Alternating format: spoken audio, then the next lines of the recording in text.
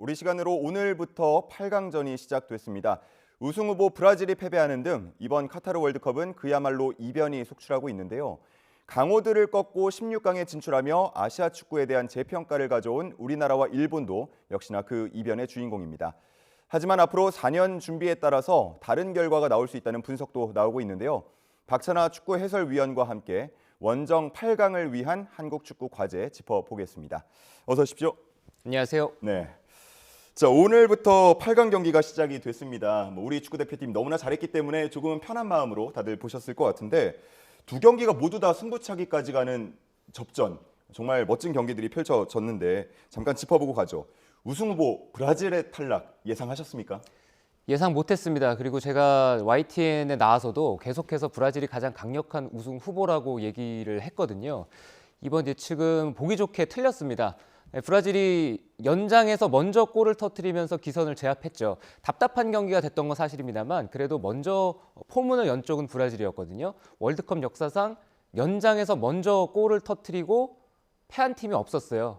브라질이 그 역사의 주인공이 됐고요. 크로아티아를 또 칭찬을 해야 되는 것은 먼저 실점을 했지만 연장 후반에 극적인 동점골을 터뜨리고 이 경기를 승부차기까지 끌고 갔습니다. 크로아티아는 16강에서도 승부차기까지 가는 어려운 경기를 했고 또 승부차기가 이어졌거든요.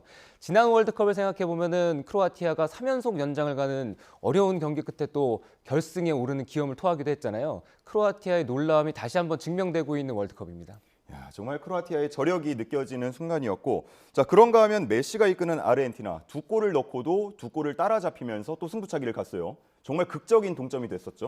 아르헨티나도 경기가 쉽게 가는 것 같았습니다. 리오넬 메시 선수가 한 골 한 개의 도움을 하면서 아르헨티나가 후반 중반까지 2대0으로 앞서고 있었거든요. 그런데 네덜란드의 반격이 일어났습니다. 장신 공격수를 투입하면서 아르헨티나가 평균 신장이 큰 편이 아니에요. 월드컵에 참가한 32개국 가운데서도 키 작기로 5손가락 안에 꼽히는 국가거든요. 그런 팀을 상대로 한 맞춤형 전략이 제대로 먹혀들었습니다. 뒤쪽에서 롱볼을 때려 넣으면서 네덜란드가 힘과 높이를 앞세워서 폼을 열기 시작했거든요.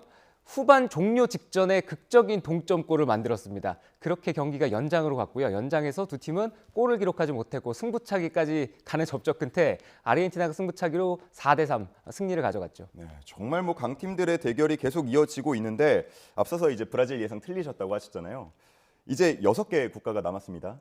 이제 좀 추려진 상황에서의 우승국을 한번 예상해 보신다면요. 정말 알 수 없는 싸움이 될 것 같습니다.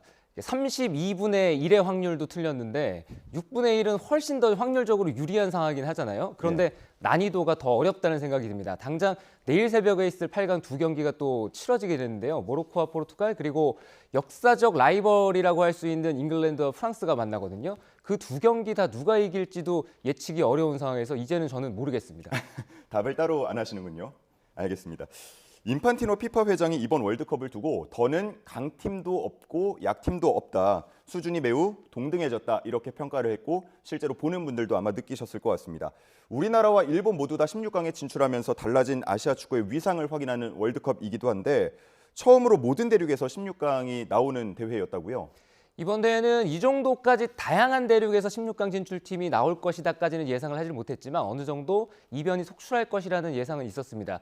개최 시기가 이제 11월 달이었고요. 그리고 유럽리그 기준으로 해서 개막 직전까지도 계속 경기가 이뤄지면서 선수들이 굉장히 피곤한 상태에서 월드컵이 시작이 됐거든요. 그래서 이변이 속출할 수밖에 없었는데 16강 진출팀의 면면을 살펴보면은 다채로운 대륙 국가로 구성이 되어 있었죠. 아프리카 팀도 있고 유럽 팀 당연히 있고 북미, 아시아 그리고 아시아도 호주는 이제 오세아니아라고 분류를 했을 때 오세아니아 국가도 있고 거기에 아프리카도 모로코 같은 국가는 이제 아랍권이라고 볼 수가 있잖아요. 네, 그렇게 봤을 때는 정말 다양한 국가들이 16강에 오르면서 이번 대회만큼은 여러 팀들이 그래도 토너먼트에 올라서 다양한 무기 또 다양한 축구력으로 승부를 한번 겨뤄보는 그런 흥미로운 대회가 되고 있습니다. 네.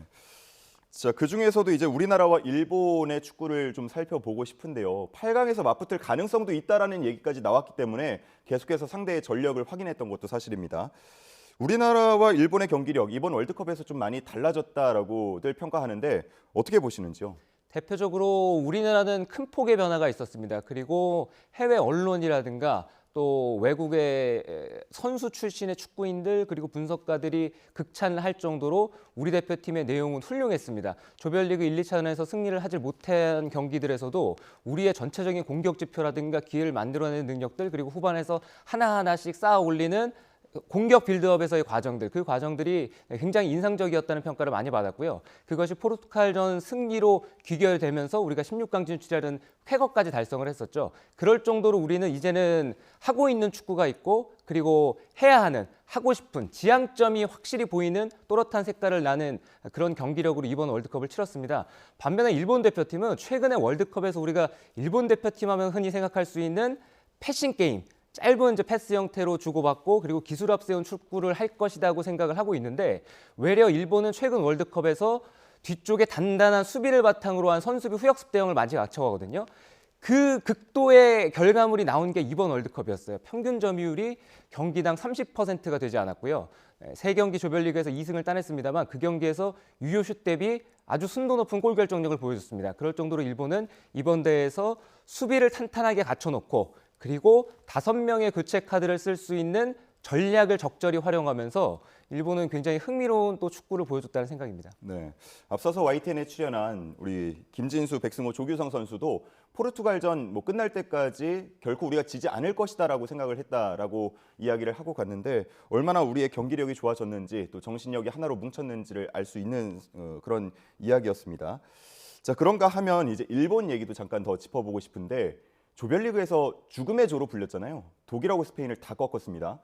일본의 이런 성장 배경은 뭘로 보시는지요?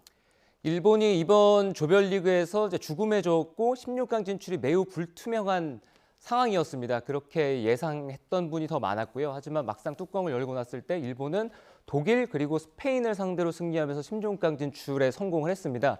앞서서 언급해드렸던 것처럼 일본의 이번 월드컵 전략은 매우 흥미로웠어요. 전반은 버린다.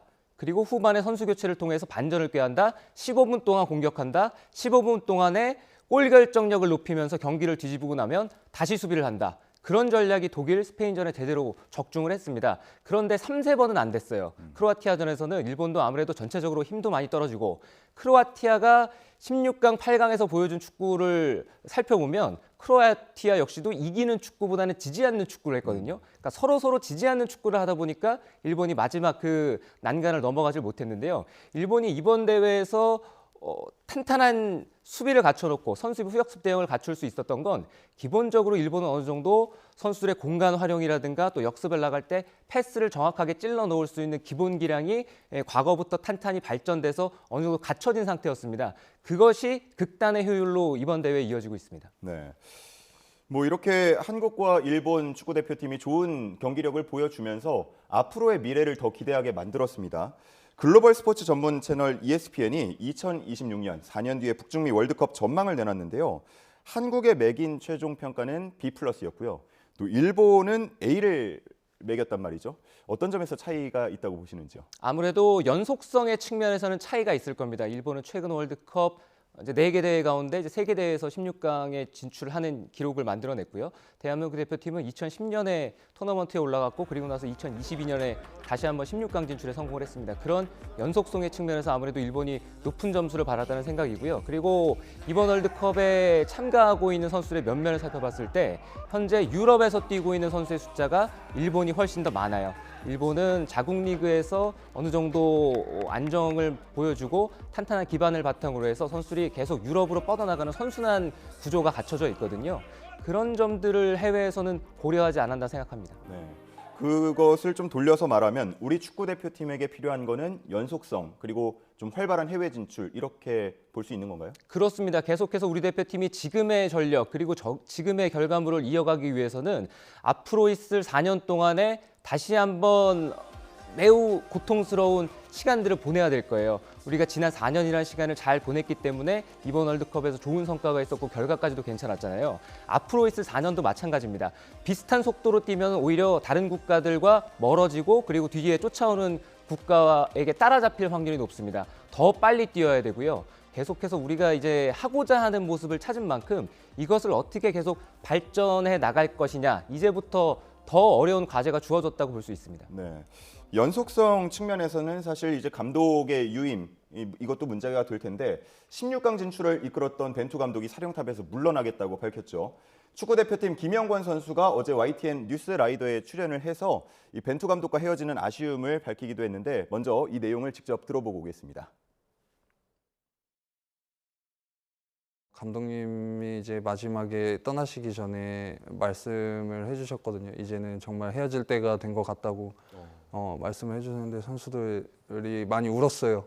예, 감독님도 많이 우셨고 그래서 그 울음이 정말 이제까지 4년 동안 달려왔던 그런 아쉬움의 울음이었던 것 같아요. 너무 행복한 울음이었고 앞으로 그 순간을 좀 잊을 수 없을 것 같아요. 네. 해설위원이시니까 벤버지라는 말은 당연히 알고 계시겠죠? 예. 많이 들어봤고 그리고 과거부터 무리뉴 감독이라든가 여러 감독들에게서 붙여졌던 별명들이죠. 네, 이게 벤투와 아버지를 조합해서 만든 팬들이 부르는 애칭인데 그만큼 리더십에 대한 팬들의 애정이 대단했던 것 같고요. 또 김영권 선수 인터뷰를 통해서도 알 수 있듯이 이 벤투 감독과 선수들의 유대가 좀 각별했던 것 같아요. 상당히 끈끈했던 것 같습니다. 그리고 시간이 적지 않은 시간이었어요. 4년 넘는 시간 동안 이제 함께 동고동락을 해왔으니까 그만큼 각별한 사이였을 거고요. 그리고 리더로서 파울로 벤투 감독이 바람직한 모습을 보였다는 생각입니다. 리더가 이제 우리의 구성원들이 현재 상황이 어떤지 정확하게 알려주고 그리고 우리 팀의 목표가 어디인지 그 지향점을 알려준 다음에 그곳을 향해서 어떻게 갈 것이냐 전략과 로드맵을 확실히 정해준 다음에 차근히 그 길을 갈 수 있게끔 어떤 외풍이 불어와도 흔들림 없이 내 구성원을 지켜주고 어떤 상황에서도 내 구성원에게 탓을 돌리질 않고 모든 것이 때로는 내 책임이다 그리고 나의 잘못이다라고 얘기를 하면 모든 구성원들은 그 리더를 본받고 따라갈 수밖에 없잖아요. 그런 모습을 지난 4년 동안 잘 보여줬기에 선수들이 이렇게 계속 의지하고 그리고 마지막 헤어지는 순간 여러 선수가 눈물을 흘릴 정도로 그런 마음, 서로 간의 유대가 끈끈하게 구성이 되지 않았나 싶습니다. 예.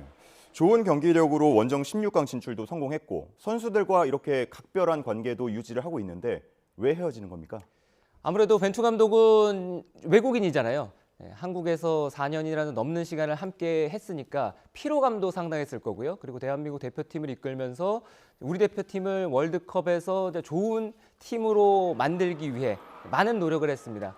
그런 시간들이 이제는 좀 휴식으로 이어져야 될 것 같다. 이런 생각도 있었을 것 같고요. 그리고 애초에 벤투 감독이 우리나라를 선택했던 이유는 한국 대표팀을 이끌고 월드컵에서 좋은 활약을 한 다음에 유럽으로 다시 돌아가기 위함이었습니다.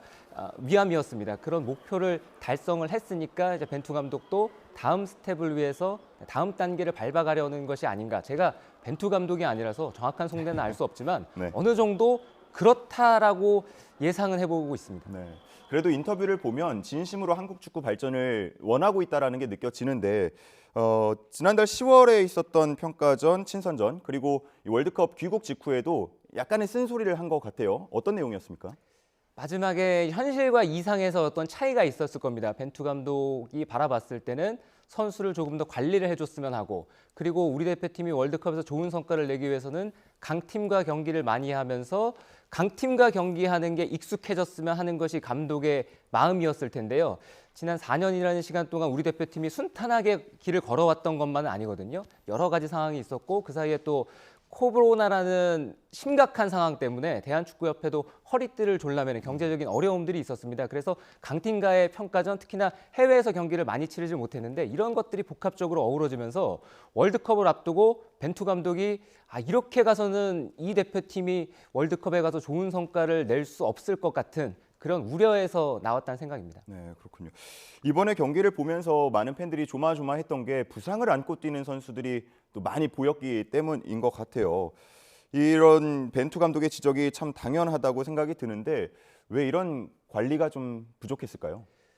우리는 이제 조별리그에서 워낙 어려운 경기를 할 수밖에 없고요. 그래서 1, 2, 3차전 모든 체력을 쥐어 짜내야만 됐습니다. 그 전으로 돌아가 봤을 때는 우리가 가지고 있는 가장 강력한 무기라고 할 수 있었던 손흥민 선수라든가 김민재 선수, 이재성 선수, 황희찬 선수 이런 모든 선수들이 온전한 상태에서 대표팀에 합류를 하지 못했거든요. 전부 다 각기 악기 부상을 안고 대표팀에 합류가 됐습니다. 네, 그런 관리는 사실 대한축구협회의 어떤 잘못이라기보다는 소속팀에서의 일정이라든가 소속팀에서의 피로도, 이제 부상 이런 것들과 또 직결이 됐다고 볼 수가 있거든요. 네, 여러 가지 상황들이 우리에게는 매우 안타까운 일들의 연속이었고요. 무엇보다 우리가 앞으로 4년이라는 시간 동안 정말 빠르게 뛰어야 된다고 말씀을 드렸잖아요. 그 빠르게 뛰어야 되는 속내에는 반드시 포함돼야 될 것이 우리의 선수층을 얼마나 폭넓게 가져갈 것이냐. 우리가 이번 월드컵에 26명의 선수가 나오고 있는데 벤치에서 언제든지 경기에 투입돼서 상황을 바꿀 수 있을 만한 주전에 가까운 이제 백업 선수들을 얼마나 확보할 수 있느냐. 그것이 결국에는 대표팀의 축구력을 상승시키는 바로미터거든요. 그런 부분까지도 신경을 쓰게 된다면 관리의 문제도 그렇고 여러 가지 문제들이 순차적으로 풀릴 수가 있겠죠. 예. 지금 이런 좋은 분위기를 계속해서 좀 이어가서 아시안컵에서도 좋은 결과를 냈으면 좋겠는데 당장 3월에 A매치도 있고요. 누가 차기 사령탑을 맡을 것이냐 이 부분에 당연히 관심이 쏠릴 수밖에 없거든요. 지금 하마평에는 안정환, 최용수, 김학범 감독이 올랐다 이런 얘기도 들리는데 혹시나 뭐 들으신 얘기 있습니까? 들은 얘기는 없고요. 그리고 듣고 싶지 않고요. 듣고 싶지 지금 않습니까? 일부 기사에서 나오는데 많은 기사들은 걸러야 되는 것이 사실입니다. 아마 대한축구협회도 원점에서 다시 시작을 하는 것으로 알고 있고요. 현재 상황 자체는 온 국민이 대한민국 대표팀 차기 감독이 누가 되느냐 지켜보고 있습니다. 아마 대한축구협회도 생각을 많이 바꿔야 될 거고요. 그리고 현재는 우리가 월드컵에서 조별리그에서 탈락을 한 게 아니라 16강 진출이라는 쾌거를 이뤄낸 상황이거든요. 이 축구를 어떻게 계승해서 발전시키느냐의 모든 역량이 동원이 돼야 되는 상황이기 때문에 심사숙고했으면 합니다. 워낙 관심이 높아진 상태다 보니까요. 여러 가지 얘기가 나올 수밖에 없는 상황인데 축구협회가 내국인 감독을 선임하려는 배경에 애국심이 있다. 혹은 뭐 차기 월드컵이 48강전으로 치러지니까 조금은 투자를 덜 하는 게 아니냐. 뭐 이런 여러 가지가 이야기가 나오고 있는 것 같아요. 어떻습니까? 아무래도 대한축구협회 쪽의 공식적인 견해는 아닌 것으로 알고 있습니다. 대한축구협회가 그런 것을 고려하면서 이제 차기 대표팀 후보를 선정할 거라는 생각은 하지 않고요. 중요한 것은 앞서서 말씀드렸던 것처럼 우리의 철학이 어느 정도 갖춰져 있는 상황이거든요. 이 철학을 어떻게 발전시키느냐, 거기에 적합한 인물을 찾아야지 다른 것들보다는 순수하게 능력, 우리 선수를 어떻게 발전시킬 것인지, 그리고 어떻게 코칭할 것인지, 어떻게 매니징할 것인지 이 모든 것들을 고려해줘야 되겠죠. 네. 우리 축구 발전을 또 함께 희망하는 한 분으로서 짧게 이제 원정 16강을 넘어서 원정 8강까지 도전해야 하는데 우리 축구 발전을 위해서 필요한 과제 정리를 해주시죠. 필요한 과제는 4년 동안 인고의 시간이 필요할 겁니다. 그리고 눈높이가 높아져서는 안 되고요. 16강 진출이라는 것은 정말 어려운 과제, 어려운 선물을 선수들이 우리에게 안긴 거거든요. 다음 월드컵에서 이 자리가 보장된다는 법이 없습니다. 이것보다 성적이 떨어질 수도 있고 이것보다 훨씬 더 좋은 성과를 낼 수도 있습니다. 그럴 때마다 어떤 성적을 내건 우리 선수들이 열심히 할 때 박수 쳐주고 응원을 하는 그런 마음을 우리 모두가 다 같이 보여주면 자연스럽게 우리는 더 많은 것들을 받게 될 거란 생각입니다. 네, 이제는 결과뿐 아니고 과정도 응원할 수 있는 성숙한 또 팬 의식도 필요해 보입니다.